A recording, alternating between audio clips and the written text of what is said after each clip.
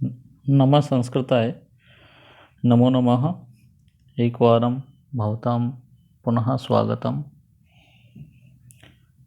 जैसा कि हमने पहले एपिसोड के अंदर जो है रामायण के प्रमुख जो प्रश्न हैं उनके बारे में अध्ययन किया था।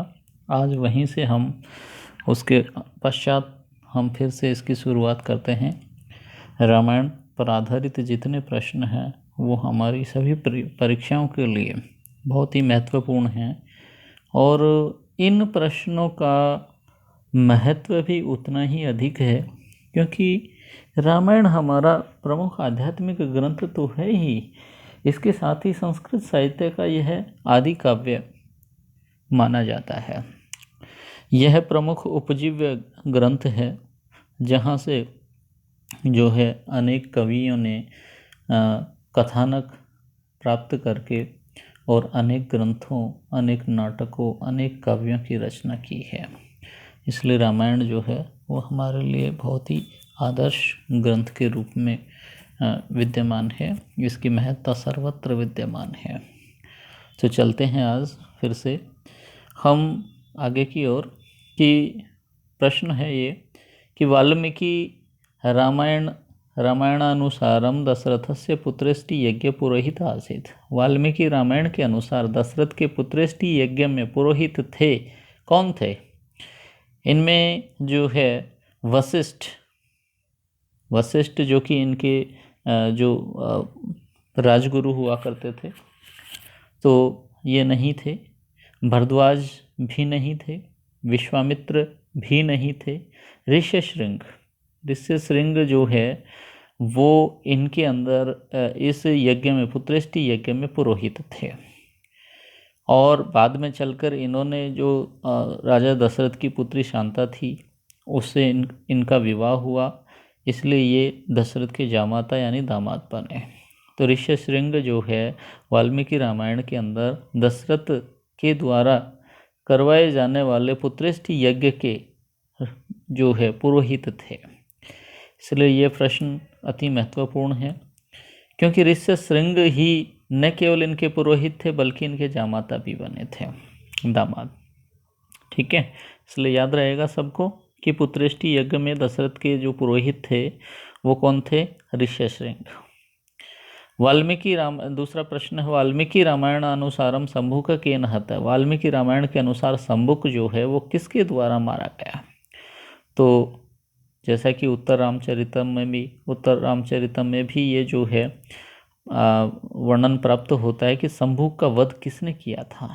तो शंभुक का वध राम के द्वारा किया गया। राम ने ही शंभुक की हत्या की थी, इसलिए इसका उत्तर क्या आ जाएगा? राम के द्वारा।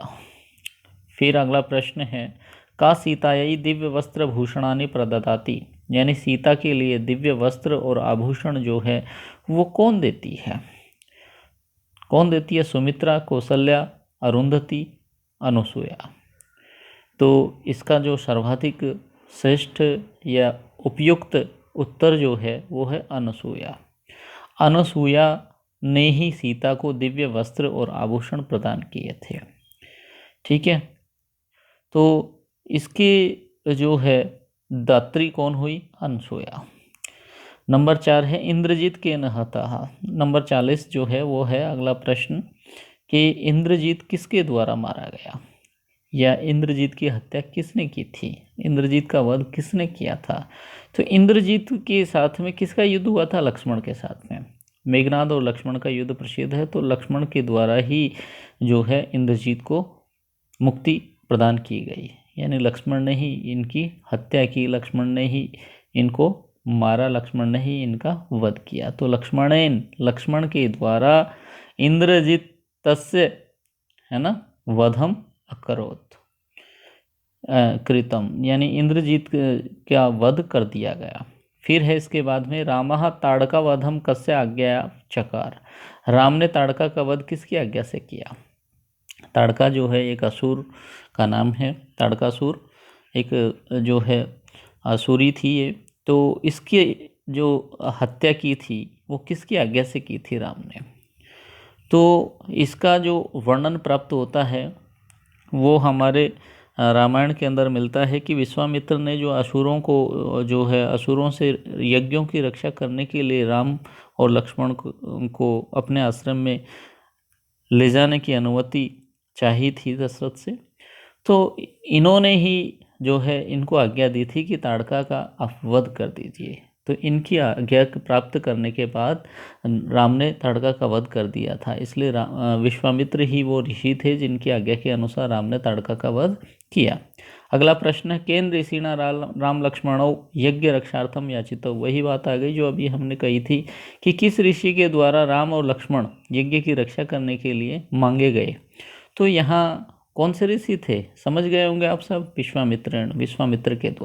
विश्वामित्र के द्वारा जो है राम और लक्ष्मण यज्ञ की रक्षा करने के लिए मांगे गए। फिर अगला प्रश्न, अशुद्धम युग्मम चिनुत। जो अशुद्ध युग्म है जोड़ा उसको आप चुनेंगे। तो इसमें सभी प्रश्न आप देखेंगे कि कौन सा इसमें शुद्ध है कौन सा अशुद्ध है। तो इसमें जो है ये बताया गया है कि कौन सा आधार ग्रंथ है और उस ग्रंथ को लेकर के कौन सा नाटक जो है बनाया गया है। रामायणम प्रतिमा नाटक। प्रतिमा नाटक जो है वो रामायण से ही लिया गया है, यानी इसकी कथा वस्तु रामायण से प्राप्त होती है प्रतिमा नाटक की। तो रामायण इसका आधार ग्रंथ है। रामायणम अभिज्ञान शाकुंतलम। अभिज्ञान शाकुंतलम जो है जो महर्षि उसकी कालिदास की जो रचना है, अद्भुत रचना, सर्वाधिक जो नाटकों के अंदर सबसे प्रिय नाटक है, सर्वश्रेष्ठ नाटक है, वह रामायण को आधार बनाकर नहीं लिखा गया। यानी इसकी कथा वस्तु रामायण से नहीं ली गई जबकि महाभारत से ली गई है। शकुंतलोपाख्यान जो है वहाँ से इसको लिया गया है। तो यह अनुचित है। बाकी हम सबको देख लेते हैं थोड़ा थोड़ा। रामायणम उत्तर रामचरितम। उत्तर रामचरित जो है वो भी रामायण से ही ली गई है, उसकी कथा वस्तु भी। और अनर्ग राघव जो है वो भी रामायण से ही ली गई कथा वस्तु है उसके अंदर भी।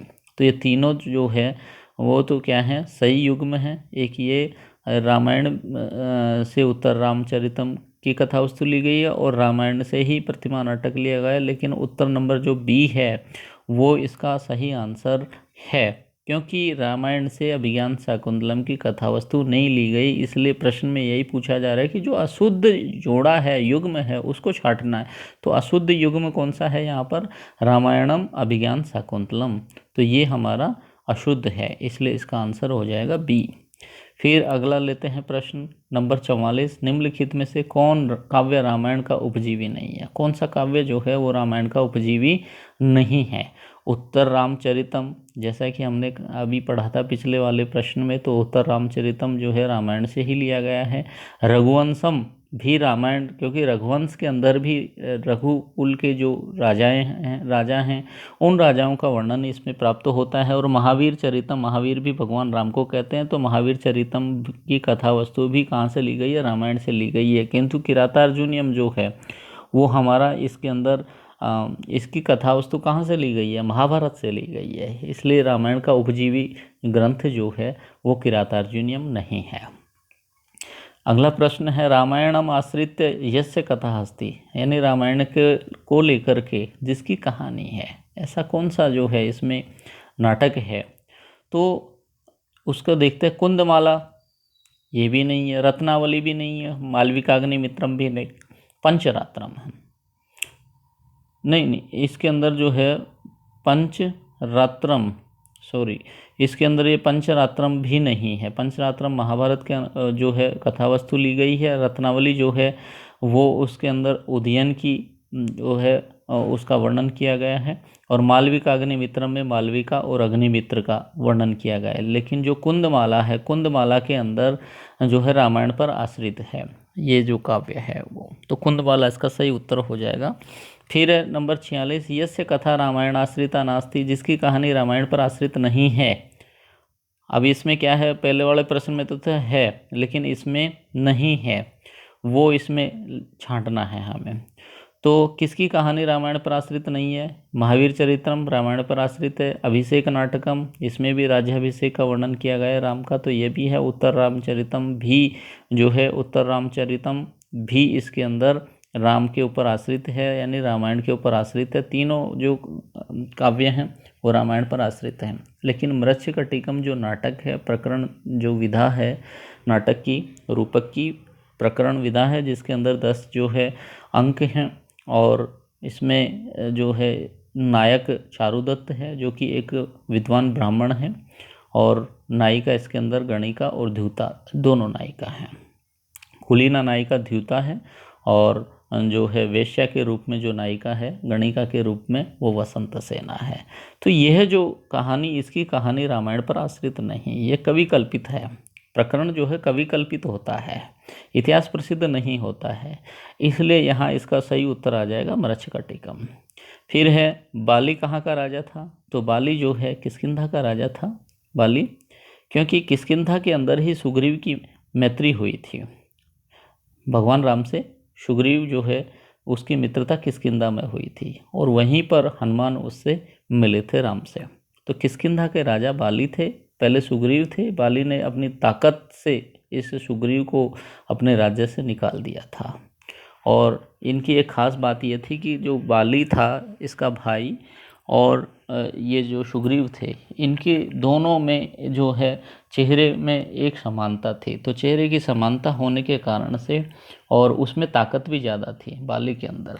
बाली को ये वरदान प्राप्त हुआ था कि जो भी उसके साथ में लड़ाई करेगा, जैसे ही वो उसके सामने लड़ाई करने के लिए आएगा, युद्ध करने के लिए आएगा, तो उसकी आधी शक्ति बाली के अंदर आ जाती थी, और बाली का बल इस प्रकार से डबल हो जाता था, और वो सामने वाला उससे हार जाता था। जब भगवान राम ने इसका वध किया तो भी बड़े असमंजस में पड़ गए थे कि इसका वध कैसे करूं, अगर सामने गए तो मेरी ताकत आधी उनके शरीर में चली जाएगी और बाली मेरे से मरेगा नहीं।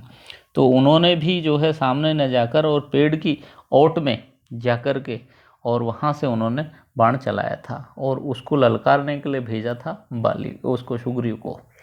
तो सुग्रीव ने जब उसको ललकारा, और जब वो बाहर आए लड़ने के लिए गए, और फिर वहाँ राम पेड़ की ओट में खड़े होकर के और उस पर बाण चलाया, और जिससे उसकी मृत्यु हो गई थी।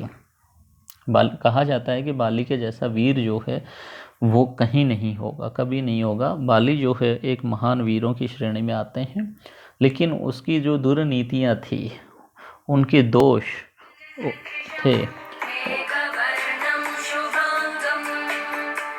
उनके कारण जो है ये